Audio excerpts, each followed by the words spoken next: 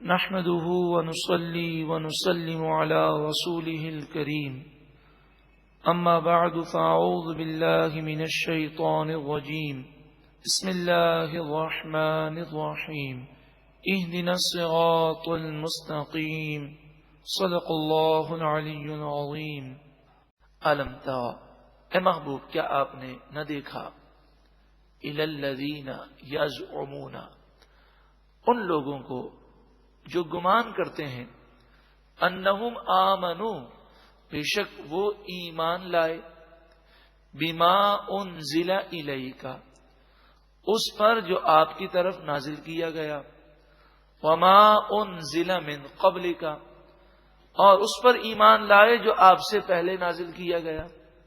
ایسے لوگ ہیں جو ایمان کا گمان بھی کرتے ہیں, لوگوں کے سامنے دعویٰ بھی کرتے ہیں, لیکن ان کے معاملات ایمان کے برخلاف ہیں. یریدون وہ ارادہ کرتے ہیں ان یتحاکموا الی الطاغوت کہ شیطان کو فیصلہ کرنے والا مقرر کریں. وقد امروا حالانکہ انہیں حکم دیا گیا ان یکفروا بہ کہ وہ شیطان کو نہ مانے. ویرید الشیطان اور شیطان ارادہ فرماتا ہے ان یضلہم ضلالا بعیدا کہ شیطان انہیں دور کی گمراہی میں گمراہ کر دے. یہ آیت کریمہ اس منافق کے رد میں نازل ہوئی جس کا نام بشر تھا. بشر نامی منافق نے نبی کریم صلی اللہ علیہ وآلہ وسلم کی خدمت میں حاضر ہو کر اپنا ایک معاملہ پیش کیا. اور اس سے پہلے بات یہ تھی کہ اس کا جو جھگڑا ہوا تھا یہودی سے, اب کوئی جائیداد کا جھگڑا تھا یا زمین کا جھگڑا تھا, دنیاوی کوئی معاملہ تھا. تو یہودی نے کہا کہ میں کہتا ہوں میں صحیح ہوں, تو کہتا ہے تو صحیح, اب فیصلہ کون کرے. تو یہودی نے کہا کہ تو مسلمان اپنے آپ کو کہتا ہے, تو نبی اکرم صلی اللہ علیہ وسلم کے پیچھے نماز پڑھتا ہے, تو میں یہ کہتا ہوں کہ چل اپنے نبی کے پاس اور تیرے نبی علیہ السلام فیصلہ کریں گے, وہ مجھے قبول ہے. یہودی نے کہا. لیکن اس نام نہاد مسلمان نے کیا کہا, نہیں نہیں, مجھے حضور کے پاس نہیں جانا, میں یہودیوں کا جو بہت بڑا عالم ہے اس کے پاس جاؤں گا, کعب بن اشرف کے پاس. تو یہودی نے کہا نہیں نہیں, وہ ٹھیک ہے ہمارا بہت بڑا عالم ہے, وہ یہودیوں کا سردار بھی ہے, توریت کو جاننے والا بھی ہے, لیکن یہ رشوت خور ہے اور یہ فیصلہ کرتے وقت رشوت لیتا ہے, اور آپ کے نبی فیصلہ انصاف کے ساتھ کرتے ہیں, مجھے آپ کے نبی سے فیصلہ کروانا. اب حیرت کی بات ہے کہ یہودی اس پر بضد ہے کہ میں آپ کے نبی سے فیصلہ کراؤں گا, اور وہ منافق اس پر بضد ہے کہ مجھے جو ہے فیصلہ یہودی سے کرانا ہے. خیر وہ منافق بامر مجبوری آیا اور نبی کریم صلی اللہ علیہ وآلہ وسلم کی خدمت میں معاملہ پیش کیا.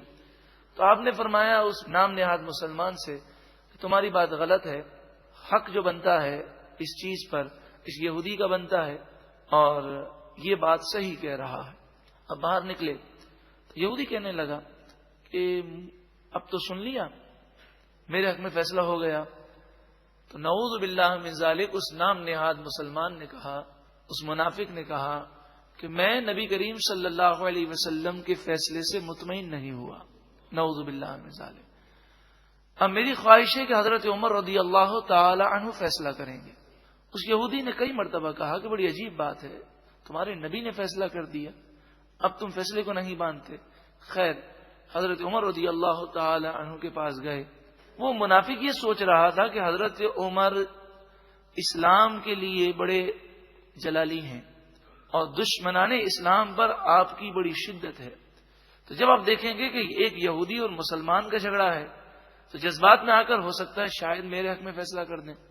حالانکہ وہ جانتا یہ نہ تھا کہ حضرت عمر رضی اللہ تعالیٰ عنہ اسلام کے لیے جذبہ تو رکھتے ہیں, لیکن شریعت سے باہر تو آپ بھی نہیں ہوتے. جب بھی وہاں پہ پہنچا تو اس نے کہا کہ آپ فیصلہ کیجئے.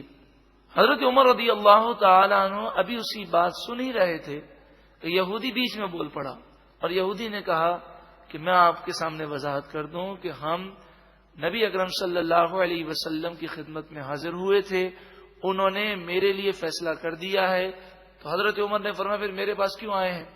تو وہ یہودی کہنے لگا کہ یہ کہتا ہے کہ میں اپنے نبی کے فیصلے کو نہیں مانتا. تو حضرت عمر رضی اللہ تعالی عنہ سے پوچھا. اس نے کہا ہاں مجھے کچھ شک ہے اور میں مطمئن نہیں ہوں. آپ نے کہا ٹھہرو میں بھی فیصلہ کرتا ہوں. آپ اندر گئے اور اندر سے ننگی تلوار لے کر آئے اور باہر نکل کر ایک جملہ کہا. آپ نے فرمایا جو میرے نبی کا فیصلہ نہ مانے اس کا فیصلہ عمر کی تلوار کرتی ہے. یہ کہہ کر اس منافق کا سر اڑا دیا. اب بڑا شور مچ گیا اور اس منافق کے جو رشتہ دار منافق تھے انہوں نے یہ الزام لگایا کہ حضرت عمر رضی اللہ تعالی عنہ نے ایک مومن کو قتل کر دیا ہے. نبی کریم صلی اللہ علیہ وآلہ وسلم کو جب یہ بات پہنچی تو آپ نے بغیر کوئی بات سنے ارشاد فرمایا کہ حضرت عمر کبھی کسی مومن کو قتل کر ہی نہیں سکتے. پھر اس پر یہ آیت نازل ہوئی اور ارشاد فرمایا گیا کہ یہ کیسے لوگ ہیں کہ اپنے آپ کو مومن کہتے ہیں. یریدون، یہ اوپر ذکر کیا گیا، یریدون ان یتحاکموا الی الطاغوت، اور ارادہ کرتے ہیں، چاہتے ہیں کہ شیطان کو فیصلہ کرنے کا اختیار دیں. یہاں شیطان سے مراد کعب بن اشرف ہے جو یہودیوں کا بہت بڑا سردار تھا، کیونکہ جو شخص گمراہ ہے کافر ہے اسے بھی قرآن و حدیث کی اصطلاح میں شیطان کہتے ہیں، اس لیے کہ وہ خود بھی گمراہ ہے اور دوسروں کو بھی گمراہ کرتا ہے. یہ انسانی شیطان ہے. من الجنۃ والناس، سورہ ناس میں دونوں شیطانوں سے پناہ مانگی گئی، انسانی شیطان ہو یا جنات میں سے ہو. ارشاد فرمایا گیا وَإِذَا قِيلَ لَهُمْ، اور جب ان منافقوں سے کہا جائے تعالوا، آ جاؤ، إِلَى مَا أَنزَلَ اللَّهُ، اس کلام کی طرف جو اللہ نے نازل کیا، وَإِلَى الرَّسُولِ، اور رسول اللہ صلی اللہ علیہ وسلم کی طرف، رَأَيْتَ الْمُنَافِقِينَ يَصُدُّونَ عَنْكَ صُدُودًا، اے محبوب آپ دیکھیں گے کہ منافق آپ کی بارگاہ میں آنے سے منہ موڑ لیتے ہیں. تو حضور کی بارگاہ میں منافق حاضر ہونے کو تیار نہ تھے. فَكَيْفَ، پس کیا انجام ہوا، کیسا انجام ہوا. اذا اصابتهم مصیبت، یوں تو آپ کی خدمت میں فیصلہ کرانے کے لیے منافق آتے نہیں ہیں، لیکن جب حضرت عمر نے فیصلہ کر دیا اور تلوار سے گردن اڑا دی تو پھر آپ کی بارگاہ میں بھاگتے ہوئے آئے. فکیف، پس کیا حال ہے، کیسا حال ہوا. اذا اصابتهم مصیبت، جب ان منافقوں پر مصیبت پڑی، بما قدمت ایدیہم، اس وجہ سے جو ان کے ہاتھوں نے برائی آگے بھیجی، کہ بشر نامی منافق نے حضور کا فیصلہ ماننے سے انکار کیا. ثم، پھر جاؤک، یہ منافق آپ کی خدمت میں آتے ہیں، یحلفون باللہ، اللہ کی قسمیں کھاتے ہیں، ان اردنا الا احسانا وتوفیقا، ہمارا ارادہ تو صرف بھلائی کرنا ہے اور ملاپ کرنا ہے. یعنی گویا کہ وہ اس بات کی قسمیں کھانے لگے. مفسرین فرماتے ہیں کہ ان کے بشر نامی منافق رشتہ دار آ کر کہنے لگے وہ کہہ ہی نہیں سکتا، وہ تو سچا مومن تھا، ہو سکتا ہے اس یہودی نے جھوٹ بولا ہو، حضرت عمر کو مغالطہ ہو گیا ہو، ہم تو احسان کرنے والے ہیں، ہم تو بھلائی کرنے والے ہیں، ہم تو آپس میں ملاپ کے لیے آئے ہیں، اور جھوٹی قسمیں کھانے لگے. قرآن مجید فرقان حمید نے بیان کیا، اس سے معلوم ہوا کہ ہر میٹھا شخص، ہر اچھی باتیں کرنے والا اور ہر شخص جو بظاہر ہمیں یہ لگے کہ قرآن کی بات کر رہا ہے، اچھی بات کر رہا ہے، ضروری نہیں کہ وہ اچھا ہی ہو. ہمیں دیکھنا ہے کہ وہ شریعت کے مطابق ہے، اس کے دل میں اللہ اور اس کے رسول کی محبت ہے، تعظیم و توقیر ہے. اگر اس کے عقائد درست ہیں تو ہمیں اس کی باتوں پر کان دھرنا چاہیے. اور اس سے ضمن یہ بات پتہ چلی کہ کاروباری معاملات میں بھی اس سے ہٹ کر بات ہے، یہ تو دین کا معاملہ ہے. کاروباری معاملات میں بھی کوئی آدمی قسم کھا لے تو فوراً اعتبار نہیں کرنا چاہیے جب تک کہ آگے پیچھے دیکھ کر بھروسہ نہ کر لیا جائے کہ خیر فی زمانہ تو نعوذ باللہ من ذالک لوگ اتنی جھوٹی قسمیں کھاتے ہیں اور پھر لوگ اندھا اعتماد کر کے دھوکہ کھا جاتے ہیں. اولئک الذین یعلم اللہ ما فی قلوبہم، یہی وہ لوگ ہیں کہ اللہ تعالیٰ ان کے دلوں کی باتوں کو خوب جانتا ہے. فاعرض عنہم، پس محبوب آپ ان سے ابھی اعراض کر لیں. بشر نامی منافق کے رشتہ داروں کو آپ نفاق میں قتل ابھی نہ کریں، ابھی منافقوں کے خلاف جہاد کا حکم نہیں آیا. وعظہم، اور انہیں نصیحت کیجیے. وقل لہم، اور ان سے فرمائیے. فی انفسہم، ان کے بارے میں. قولا بلیغا، ایسی بات جو زیادہ اثر کرے، انہیں اثر انگیز نصیحتیں فرمائیے. اس بشر نامی منافق نے حضور کی فرما برداری اور حضور کے فیصلہ ماننے سے انکار کیا. وما ارسلنا من رسول الا لیطاع باذن اللہ، ہم نے رسول اسی لیے بھیجا کہ اللہ کے اذن کے ساتھ اس رسول کی فرما برداری کی جائے.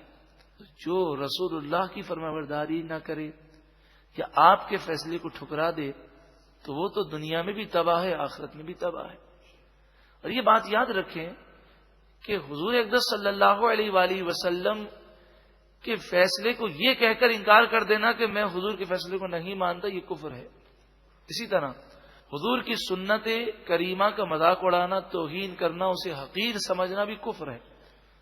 امام اعظم ابو حنیفہ رضی اللہ تعالی عنہ کے شاگرد امام ابو یوسف علیہ الرحمہ جو چیف جسٹس تھے، آپ درس حدیث دے رہے تھے کہ ایک حدیث پاک گزری جس میں ذکر تھا کہ نبی کریم صلی اللہ علیہ وسلم کو کدو شریف، لوکی شریف بہت زیادہ پسند تھی.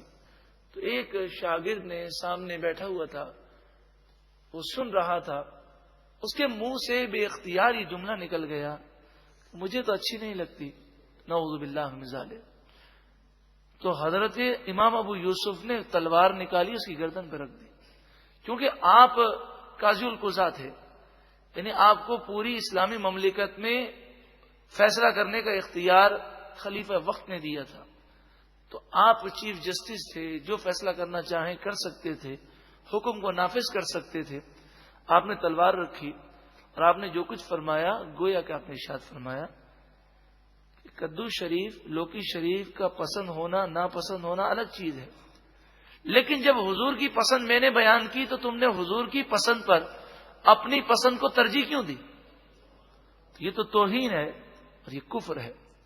جو داڑھی شریف کا مذاق اڑائے یا کسی اور سنت کا مذاق اڑائے، اگر آج تک مذاق اڑایا ہو تو توبہ کر لے اور تجدید ایمان کر لے. اس طرح کہہ لے بسم اللہ الرحمن الرحیم، یا اللہ اگر مجھ سے کوئی کفر ہو گیا ہو تو میں توبہ کرتا ہوں. لا الہ الا اللہ محمد رسول اللہ صلی اللہ علیہ وسلم. اور یہ توبہ اس صورت میں ہے کہ یاد نہ ہو، اور یاد ہو کہ فلاں وقت فلاں سنت کا مذاق اڑایا تھا تو توبہ کرتے وقت یہ کہنا پڑے گا کہ پروردگار میں نے یہ جو سنت کا مذاق اڑایا تھا میں اس سے توبہ کرتا ہوں، اور پھر کلمہ شریف پڑھنا ہے. وَلَوْ أَنَّهُمْ إِذْ ظَلَمُوا أَنفُسَهُمْ، اور اگر وہ لوگ جب اپنی جانوں پر ظلم کر بیٹھیں، گناہ کر بیٹھیں، جاؤکا، آپ کی خدمت میں حاضر ہوں، فاستغفروا اللہ، پھر وہ اللہ سے معافی مانگیں، واستغفر لهم الرسول، اور ان کے لیے رسول اللہ صلی اللہ علیہ وسلم سفارش فرمائیں، شفاعت فرمائیں، لَوَجَدُوا اللَّهَ تَوَّابًا رَحِيمًا، ضرور وہ اللہ کو بہت توبہ قبول کرنے والا مہربان پائیں گے. دیکھیے وہ گھر بیٹھے بھی استغفار تو کر سکتے ہیں، لیکن قرآن مجید فرقان حمید نے مسلمانوں کو حکم دیا کہ جب گناہ کر کر کے اپنے آپ کو تباہ کر بیٹھو تو استغفار تم گھر بیٹھے بھی کر سکتے ہو، مگر جب حضور کی بارگاہ میں آ کر استغفار کرو گے تو اس استغفار کی مقبولیت کی بات ہی کچھ اور ہوگی. اور پھر حضور سے بھی عرض کرو کہ آپ ہماری شفاعت کریں، اور جب حضور ان کی شفاعت کریں گے تو اللہ تبارک و تعالی ان کے گناہوں کو بخش دے گا۔ شیخ عبدالحق محدث دہلوی علیہ رحمہ جذب القلوب میں لکھتے ہیں، حضرت علی رضی اللہ تعالی عنہ فرماتے ہیں کہ حضور صلی اللہ علیہ وسلم کے وصال ظاہری کو 3 دن گزر چکے تھے۔ ایک دیہاتی آیا اور قبر انور پر حاضر ہوا اور رونے لگا، اور اس نے یہ آیت کریمہ پڑھی، سورہ نساء آیت نمبر 64، اور یہ آیت کریمہ پڑھ کر کہنے لگا، یا رسول اللہ صلی اللہ علیہ وسلم، اللہ نے ہمیں حکم دیا، ہم اللہ کے حکم پر گناہوں کی بخشش کے لیے آپ کے پاس آ گئے ہیں، آپ میری سفارش فرمائیں، شفاعت کریں، میرے لیے استغفار کریں کہ اللہ تعالیٰ میرے گناہوں کو بخش دے۔ حضرت علی رضی اللہ تعالیٰ عنہ فرماتے ہیں، قبر انور سے آواز آئی کہ اللہ نے تجھے بخش دیا۔ آج بھی جب بھی مدینہ منورہ حاضری ہو تو اس طرح عمل کرنا یہ مغفرت کی بشارت کا باعث ہے۔ فلا و ربک، یہ کہتے ہیں ہم مومن ہیں، تو کیسے مومن ہیں کہ حضور کے فیصلے کو ماننے سے انہوں نے انکار کیا۔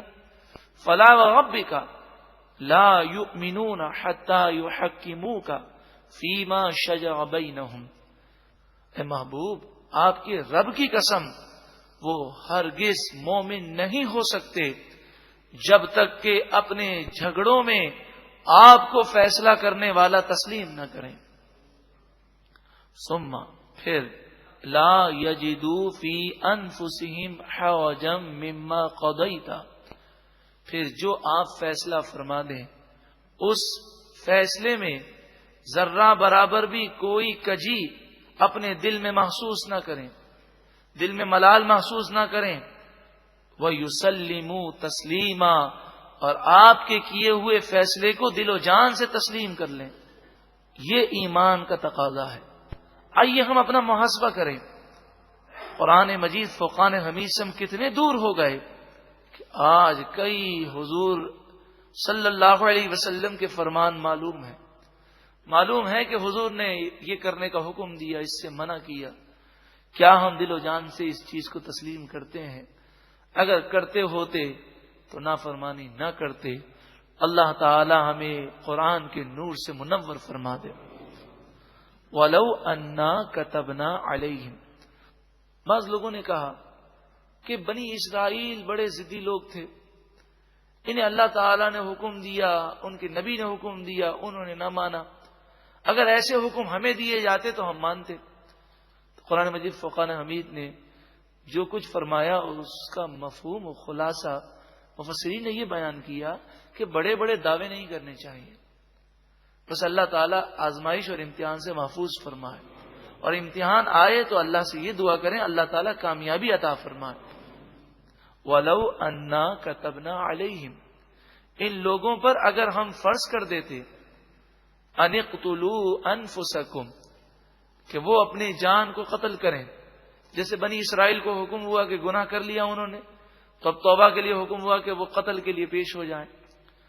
أَوِ اخْرُجُوا مِن دِيَارِكُمْ، اور ان پر یہ اگر حکم کر دیتے کہ وہ اپنی بستیوں سے باہر نکل جائیں، جیسے بنی اسرائیل پر یہ حکم دیا گیا، مَا فَعَلُوهُ إِلَّا قَلِيلٌ مِّنْهُمْ، تو تھوڑوں کے علاوہ کوئی اس پر عمل نہ کرتا، بہت تھوڑے ایسے مجاہدین ہوتے، نیک لوگ ہوتے اس پر عمل کرتے۔ تو بڑے بڑے دعوے کرنا آسان ہے، عمل کرنا مشکل ہے۔ اب یہ فرمایا گیا کہ اگر ہم ایسا فرض کرتے اور اگر وہ کر لیتے تو پھر انہیں کیا برکتیں ملتی۔ وَلَوْ أَنَّهُمْ فَعَلُوا مَا يُوعَظُونَ بِهِ، اور اگر وہ ان باتوں پر عمل کرتے جو انہیں نصیحتیں کی جاتی، لَكَانَ خَيْرًا لَهُمْ، تو یہ ان کے لیے زیادہ بہتر تھا، وَأَشَدَّ تَثْبِيتًا، اور ان کے دلوں کو زیادہ مضبوط کرنے والا تھا۔ وَإِذًا لَآتَيْنَاهُمْ مِن لَّدُنَّا أَجْرًا عَظِيمًا، اور اس وقت ضرور ہم انہیں اپنے پاس سے اجر عظیم دیتے۔ وَلَهَدَيْنَاهُمْ صِرَاطًا مُسْتَقِيمًا، اور ضرور ہم انہیں سیدھے راستے کی ہدایت دیتے، سیدھے راستے پر انہیں استقامت دیتے۔ مطلب یہ ہے کہ جب شریعت کے مسائل کسی کے لیے مشکل ہوں اور وہ یہ نہ دیکھے میرے لیے آسان ہے کہ مشکل ہے، وہ عمل کر دے تو اللہ تعالیٰ دونوں جہاں کی بھلائیاں عطا فرماتا ہے۔ کسی کسی کے لیے بعض احکام مشکل ہو جاتے ہیں، یہ اس کا امتحان ہوتا ہے۔ مثلا ایک شخص ہے، وہ وضو کرتا ہے، عصر مغرب عشاء ایک ہی وضو سے تینوں نمازیں پڑھ لیتا ہے، اور ایک شخص یہ ہے کہ وہ وضو کرتا ہے تو بسا اوقات مغرب میں 2 دفعہ وضو کرنا پڑتا ہے، عشاء میں 4 مرتبہ وضو کرنا پڑتا ہے، سردی بھی ہے تو اس کے لیے بظاہر یہ مشکل ہے، لیکن اگر وہ عمل کر لے تو اسے زیادہ ثواب بھی ملے گا، اور اس کی برکت سے اللہ تعالیٰ کئی آفتوں کو آنے سے پہلے ٹال دے گا۔ تو یہ امتحان ہوتا ہے۔ وَمَن يُطِعِ اللَّهَ وَالرَّسُولَ، اس آیت کریمہ کا شان نزول یہ ہے، حضرت ثعبان رضی اللہ تعالیٰ عنہ نبی کریم صلی اللہ علیہ وآلہ وسلم کے پیارے صحابی ہیں۔ آپ حضور کی خدمت میں رہا کرتے، اور حضور کی جب بھی یاد ستاتی فوراً حضور کی خدمت میں آ جاتے، اور حضور کے دیدار سے اپنی آنکھوں کو منور کرتے۔ حضرت ثعبان ایک دن بڑے رنجیدہ تھے۔ نبی کریم صلی اللہ علیہ وآلہ وسلم نے ارشاد فرمایا کہ آپ اتنے رنجیدہ کیوں ہیں؟ حضرت ثعبان نے عرض کی، یا رسول اللہ صلی اللہ علیہ وسلم، میں یہ سوچتا ہوں کہ اگر میں جنت میں چلا بھی گیا تو آپ تو نبیوں کے سردار ہیں، اور جنت بہت بڑی ہے، زمین و آسمان سے بھی بڑی ہے، تو اتنی بڑی جنت میں آپ اعلی مرتبوں میں ہوں گے، اور میں گناہگار ایک ادنا امتی نہ جانے جنت کے کس کونے میں ہوں گا۔ اگر جنت میں بھی آپ کا دیدار نصیب نہ ہوا تو جنت میں لطف کیسے آئے گا؟ اگر آپ کا دیدار نہ کروں ایک دن تو میں بے چین ہو جاتا ہوں، تو وہاں میرا کیا ہوگا؟ اور یہ کہہ کر رونے لگے۔ اس پر یہ آیت کریمہ نازل ہوئی، وَمَن يُطِعِ اللَّهَ وَالرَّسُولَ، اور جو اللہ اور اس کے رسول کی فرما برداری کرے، فَأُولَٰئِكَ مَعَ الَّذِينَ أَنْعَمَ اللَّهُ عَلَيْهِمْ، بس یہی لوگ ان لوگوں کے ساتھ جنت میں ہوں گے جن پر اللہ نے انعام فرمایا، من النبیین والصدیقین والشہداء والصالحین۔ یہ انعام یافتہ لوگ کون ہیں؟ نبی ہیں، صدیقین ہیں، شہداء ہیں، صالحین ہیں، ان کا پڑوس ان نیک لوگوں کو نصیب ہوگا۔ اور پھر قرآن مجید فرقان حمید نے کتنی پیاری بات ارشاد فرمائی، وَحَسُنَ أُولَٰئِكَ رَفِيقًا، یہ کتنے اچھے ساتھی ہیں جسے جنت میں ایسے ساتھیوں کی رفاقت ملے۔ اللہ تعالی ہمیں بھی ایسے لوگوں میں شامل فرمائے۔ اسی لیے ہر دعا میں یہ دعا کی جائے، اے پروردگار جنت الفردوس میں اپنے محبوب کریم صلی اللہ علیہ وسلم کا پڑوس ہم سب کو عطا فرما۔ ذالک الفضل من اللہ، یہ اللہ کا فضل ہے، اے پروردگار ہمیں بھی اپنا فضل عطا فرما۔ وکفا باللہ علیما، اور اللہ جاننے کے لیے کافی ہے، ہر بات کو جانتا ہے۔